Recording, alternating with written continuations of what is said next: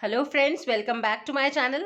I hope you all are doing great. So in this video, we will start our next chapter, which is chapter number 4, Linear Equations in Two Variables from class 9th NCERT. और इस video में हम cover करेंगे introduction part for exercise 4.1. So first of all chapter name देखते हैं. Chapter name is linear equations in two variables. ये जो word है लीनियर, ये इससे आप फेमिलियर हैं, ये आप ऑलरेडी पढ़ चुके हैं पॉलिनोमियल्स में. जब हमने क्लासिफिकेशन ऑफ पॉलिनोमियल्स किया था तो उसमें ये लीनियर किया पढ़ा था. ठीक है, मैं इसको अभी आपको रिकॉल कराती हूँ. नेक्स्ट वर्ड है इक्वेशंस. अब इक्वेशंस क्या होती हैं? जिसमें इक्वल टू होता है, कोई लेफ्ट हैंड साइड की कोई वैल्यू राइट हैंड साइड के इक्वल होती है. जैसे सपोज मैं लिखती हूँ x + 5 = 0. This is an equation. अगर मैं बोलूँ y = 3, this is an equation. अगर बोलूँ 2m - 7 = 9, this is also an equation. Equation बनता है इक्वल टू वर्ड से, तो जिसमें एक इक्वल टू के लेफ्ट में एक टर्म होती है और इक्वल टू के राइट में एक टर्म होती है और बीच में इक्वल टू साइन होते हैं, तो वो क्या बन जाता है? इक्वेशंस. सो इक्वेशंस है इन टू वेरिएबल्स. अब टू वेरिएबल्स में है. वेरिएबल्स क्या होते हैं? जो वेरी करते हैं, जो चेंज होते हैं. जैसे सपोज ये है x + 5 = 0. अगर मैं यहाँ x की वैल्यू 1 पुट करती हूँ तो 1 + 5 6 हो जाएगा लेफ्ट हैंड साइड. अगर मैं x की वैल्यू 2 पुट करती हूँ तो 2 + 5 7 हो जाएगा. दैट मीन्स x की डिफरेंट वैल्यूज के लिए इसका आंसर चेंज होएगा. So this is a variable here. तो इन सिंपल वर्ड्स वेरिएबल क्या होते हैं? जो अल्फाबेट्स होते हैं इंग्लिश लैंग्वेज में, वो मैथमेटिक्स में आप वेरिएबल कहते हैं. बट डिफरेंस होता है वेरिएबल एंड कांस्टेंट में. कांस्टेंट की वैल्यू चेंज नहीं होती, वो थ्रू आउट इक्वेशन सेम रहती है. जैसे अगर मैं बात करूं 2m - 7 = 9 की, ठीक है, तो यहां पे ये जो m है ये वेरिएबल है, राइट, बिकॉज यहाँ पे आप डिफरेंट वैल्यूज m की पुट करेंगे तो वो वेरी होता रहेगा. लेकिन अगर हम इसे सॉल्व करेंगे तो ये जो कांस्टेंट नंबर्स आते हैं ये सेम ही रहेंगे, क्योंकि इसमें तो हम कुछ पुट नहीं कर सकते. ठीक है, सो ये होता है आपके पास वेरिएबल्स. अब लीनियर को आप रिकॉल कर लें एक बार ही पॉलिनोमियल चैप्टर से. देखिए, ये जो हमने इंट्रोडक्शन किया था पॉलिनोमियल्स में, उसमें पढ़ा था classification of polynomial on the basis of degree. First of all polynomial क्या होता है? पॉलिनोमियल का जनरल फॉर्म आपको बताया था, वो होता है constant multiply by variable and variable की पावर होती है आपका whole number. This is the general form of polynomial. तो कांस्टेंट कोई भी नंबर हो सकता है, राइट. सपोज मैंने ले लिया 2. वेरिएबल आपका है सपोज ले लिया x, और होल नंबर स्टार्ट होते हैं 0 से एंड एंड होते हैं इनफाइनाइट पे. तो that means 0 is the smallest whole number. तो x की पावर अगर मैं 0 ले लेती हूँ दैट मीन्स ये 1 हो जाएगा. तो ये तो कांस्टेंट पॉलिनोमियल बन गया, बिकॉज वेरिएबल की पावर कुछ भी हो, वेरिएबल बेस कुछ भी रहने दो, पावर 0 है, दैट मीन्स 1. सो ये तो कांस्टेंट पॉलिनोमियल. अगर मैं बोलूँ 5x⁻² ले लिया, ठीक है ना, तो ऐसे करके ये this is the general form. Constant into variable की पावर में होल नंबर होता है. ठीक है, सो यहाँ पे जब हमने क्लासिफिकेशन किया था on the basis of degree, degree होती है जो वेरिएबल होता है उसकी पावर को हम डिग्री कहते हैं. दैट अगर x की पावर 0 है that means here 0 is the degree. Here x की power means x is the variable, variable की पावर जो होती है वो दैट इज डिग्री. तो यहाँ पे हमने वर्ड पढ़ा था लीनियर पॉलिनोमियल. अब लीनियर पॉलिनोमियल का क्या मतलब था? A polynomial of degree 1 is called linear polynomial. जिस पॉलिनोमियल में डिग्री 1 होती है वो लीनियर पॉलिनोमियल होता है. तो अब डिग्री किसमें चेक करते हैं? वेरिएबल में. जैसे 2x है, x के ऊपर कोई पावर नहीं है, that means it is understood यहाँ पावर है 1. सो this is a linear polynomial. 5x - 7 में हेयर x की पावर कुछ नहीं है, that means 1. So it is a linear polynomial, right. Likewise आपको क्वाड्रेटिक एंड क्यूबिक में भी क्लासिफिकेशन बताया था. क्वाड्रेटिक में क्या होता है? जिसमें डिग्री 2 होती है वेरिएबल की, x की पावर 2, ठीक है ना, जिसमें हाईएस्ट जो वेरिएबल की इक्वेशन में पॉलिनोमियल में हाईएस्ट वेरिएबल की डिग्री 2 होती है तो वो क्वाड्रेटिक होता है. लाइकवाइज क्यूबिक में डिग्री 3 होती है. तो हमारा जो चैप्टर नंबर 4 है उसमें है linear equation in two variables. That means जो लीनियर फॉर्म में पढ़ेंगे, ठीक है. लीनियर इज वेरिएबल की डिग्री उसमें होगी 1, लेकिन वहां पे 2 वेरिएबल्स है. दैट मीन्स आपके पास सपोज इक्वेशन में क्या हो गया? x + y. This is a linear equation, right, in two variables है ना, एक है x एक है y और इनकी पावर है 1 1. That means this is a linear equation in two variables. बीच में आपका ऑपरेशन प्लस भी हो सकता है माइनस भी हो सकता है, राइट. सो ये जो लीनियर वर्ड है ये हम पॉलिनोमियल से लेके आए हैं. ओके, सो ये हो गया आपके पास linear equations in two variables. अब इस टू वेरिएबल्स को देखने से पहले हम देखते हैं linear equation in one variable क्या होता है। उससे आपको क्लियरली समझ में आ जाएगा कि टू वेरिएबल्स में इक्वेशन कैसे लिखनी है। So linear equation in one variable, so a polynomial और एन एल्जेब्रिक एक्सप्रेशन, आप पॉलिनोमियल भी कह सकते हैं या एल्जेब्रिक एक्सप्रेशन भी। एल्जेब्रिक एक्सप्रेशन क्या होता है, जिस एक्सप्रेशन में टर्म्स, वेरिएबल्स, कांस्टेंट सब कुछ आ जाता है, उस कंप्लीट फैमिली को कहते हैं एल्जेब्रिक एक्सप्रेशन। तो आप पॉलिनोमियल कह दो या एल्जेब्रिक एक्सप्रेशन जिसकी डिग्री क्या होती है, वन। डिग्री वन होगी तो लीनियर इक्वेशन होगी। अब क्योंकि हम वन वेरिएबल का देख रहे हैं तो इसका हम एग्जाम्पल ले लेते हैं। लेट्स से आपके पास है x plus 2 equal to 0। So this is a linear equation. First of all ये लीनियर इक्वेशन है, वाई? क्योंकि इसमें जो वेरिएबल है x, उसकी पावर क्या है, हाईएस्ट पावर 1 है। सो हाईएस्ट पावर 1 है, डिग्री 1 है, दैट मीन्स वो लीनियर इक्वेशन है। वन वेरिएबल इक्वेशन है बिकॉज इक्वल टू वर्ड लगा हुआ है। लीनियर है बिकॉज वेरिएबल की हाईएस्ट डिग्री है 1। सो लीनियर इक्वेशन हो गया इक्वल टू वर्ड की वजह से। वन वेरिएबल, एक वेरिएबल मीन्स एक अल्फाबेट यूज हुआ है, right? So x plus 2 equal to 0। Likewise आप ले सकते हैं कोई और एग्जाम्पल। सपोज ले लिया √2y plus √5 equal to 0। This is also a linear equation in one variable, क्योंकि यहाँ पे जो वेरिएबल है उसकी हाईएस्ट पावर क्या है, maximum degree is 1। So this is a linear equation in one variable. तो अब इस इक्वेशन को सॉल्व कैसे करते हैं, जीरोस कैसे फाइंड आउट करते हैं, मतलब सोल्यूशन कैसे फाइंड आउट करते हैं, ये आप ऑलरेडी पढ़ चुके हैं।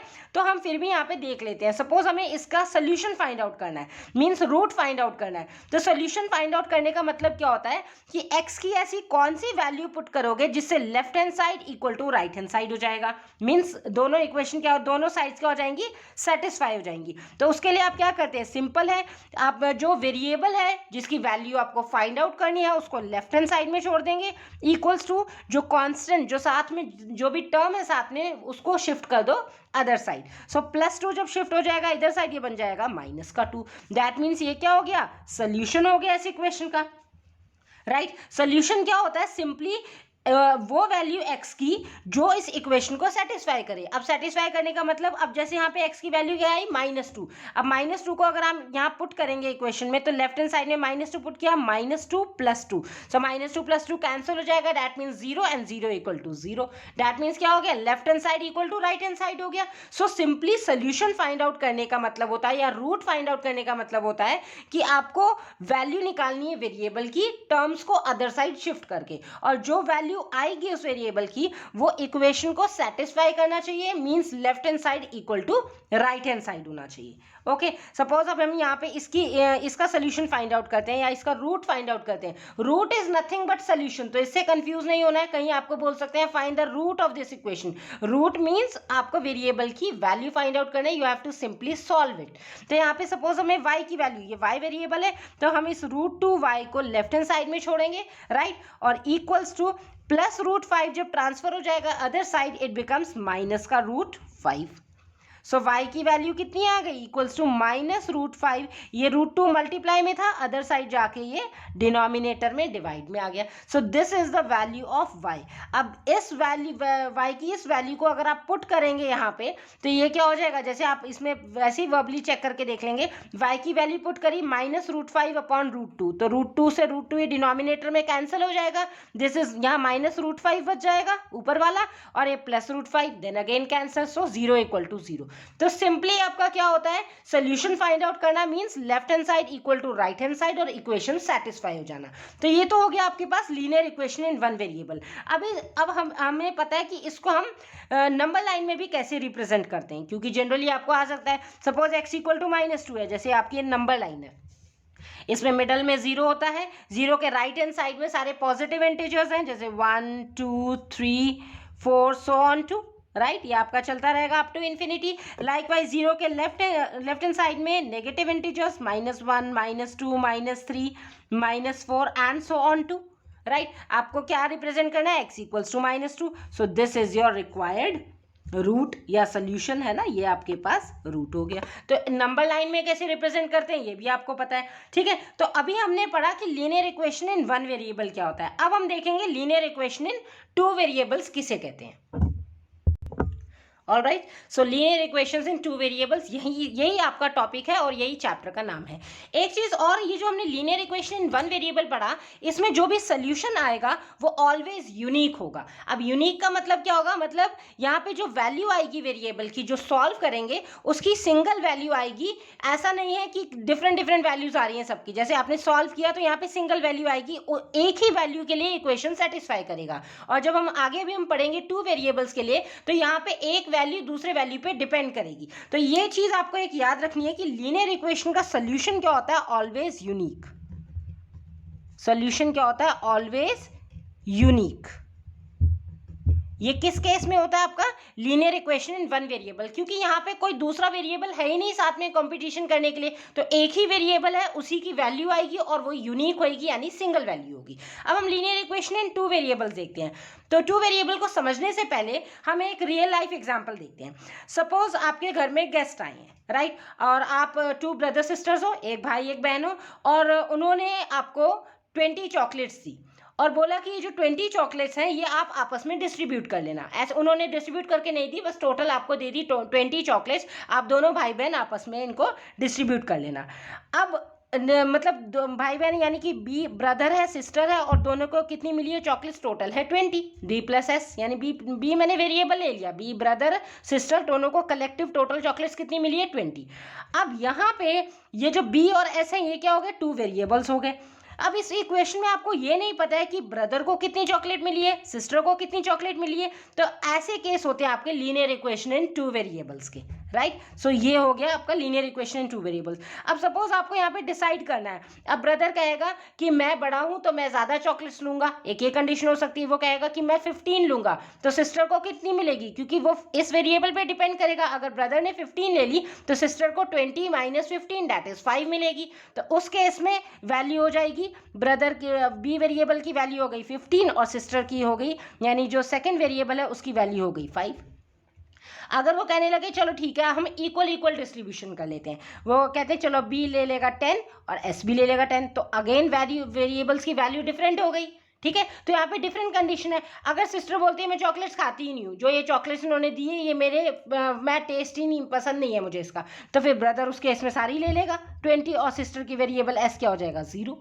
तो यानी कि ये डिपेंड करता है डिफरेंट वैल्यूज पे, ठीक है ना। तो यहाँ पे क्या है, एक यूनिक सोल्यूशन नहीं आता। जैसे यहाँ पे आपने देखा वन वेरिएबल के केस में एक ही वेरिएबल का सोल्यूशन यूनिक आ रहा था, बट यहाँ पे क्या है, एक वेरिएबल की वैल्यू दूसरे वेरिएबल की वैल्यू पे डिपेंड करती है, ठीक है। या अगर एक वेरिएबल कैसे डिपेंड करती है, जैसे आपने देख लिया 15 है तो दूसरे को निकालने के लिए फर्स्ट वेरिएबल से माइनस करेंगे, दैट मीन्स दोनों वेरिएबल्स की वैल्यू आपस में इंटरडिपेंडेंट है, ये यूनिक नहीं है, ठीक है। सो अब हम इसको लिख लेते हैं, इसकी जनरल फॉर्म क्या होती है।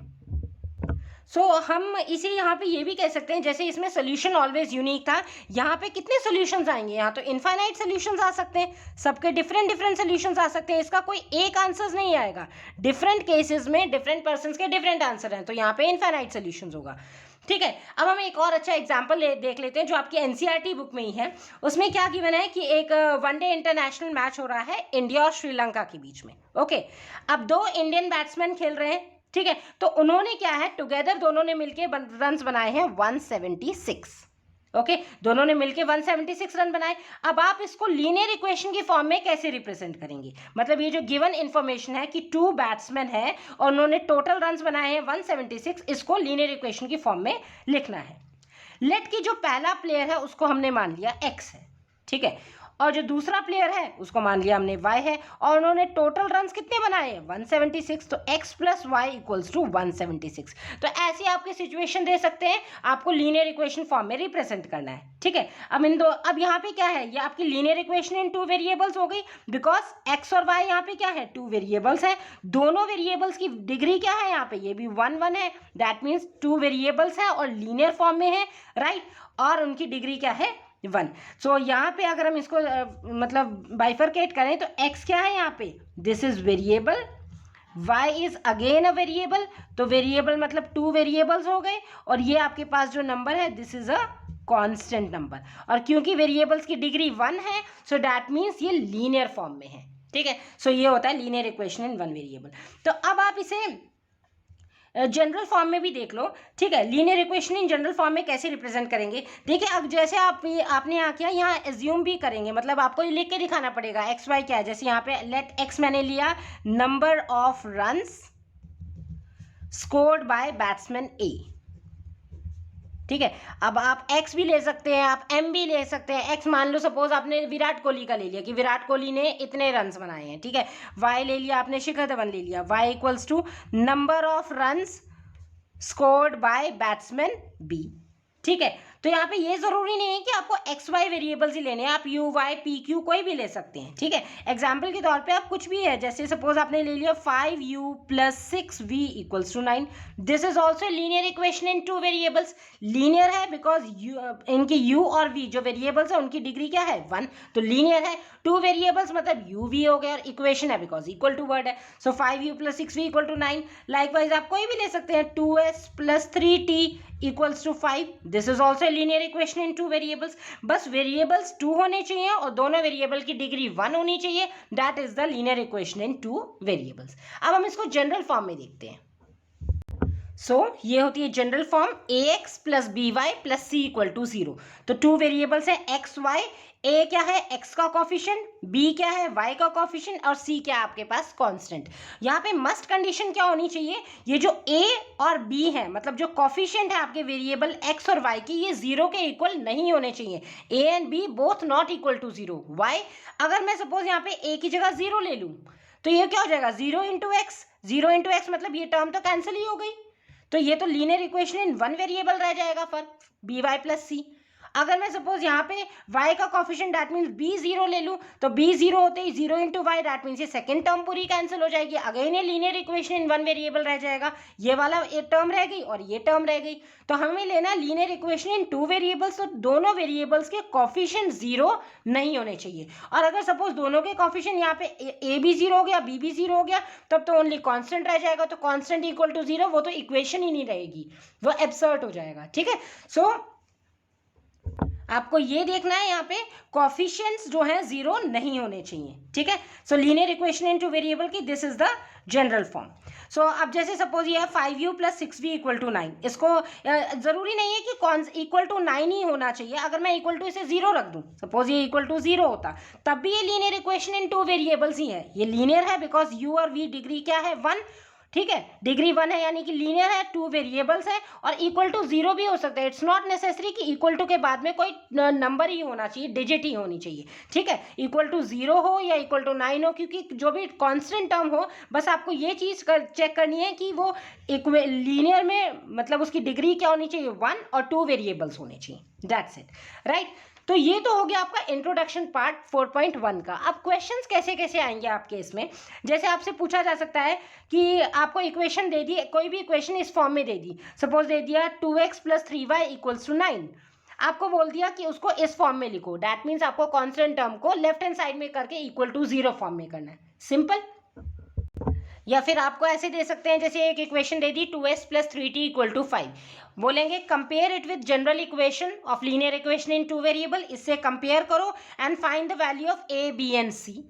तो a b एंड c की वैल्यू फाइंड आउट करने के लिए सबसे पहले जो भी कांस्टेंट टर्म होगा उसको भी आप लेफ्ट हैंड साइड में शिफ्ट कर देंगे, तो यहाँ से a की वैल्यू क्या हो जाएगी coefficient of first variable which is 2, b value is coefficient of second variable that means 3 and constant क्या हो जाएगा जब इस साइड शिफ्ट हो जाएगा -5, तो a2 b3 एंड c -5। तो सिंपल इस टाइप के क्वेश्चंस आएंगे। ये चैप्टर बहुत इजी है आपका, इसमें एज सच इतना कैलकुलेशन भी नहीं है, right. So this was all about the introduction of 4.1. In next video we will start off with our exercise. Okay? Still आपको कोई doubt आ रहा है, किसी भी उसमें point में problem है, you can definitely ask to me in comment section also. And do like, share and subscribe the channel and hit the notification bell for my daily video updates. Thank you.